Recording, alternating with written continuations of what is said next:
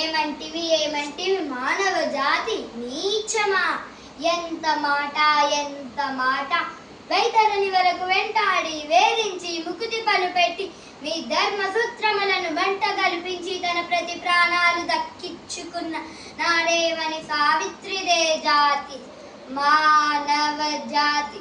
తన భక్తితో సాక్షాత్తు పరమశివుని సైతం ప్రత్యక్షము గావించి మీ పాదమును గట్టి పోజ గావించి ప్రాణారులైన మీ మూలనే ప్రాణభయముతో పరుగులెత్తించిన పసివాడు మార్గండేయుడిదే జాతి మానవ జాతి.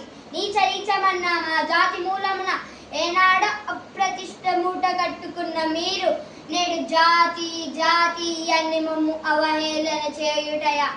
ఎంత వివేకం, ఎంత జ్ఞానం, ఎంత కుసంస్కారం. నేటి నుండి దేవుడు అధికుడు నరుడెదముడన్న కింద భావాన్ని కూకని వేళ్లతో సైతం పెకిలించి వేసజ.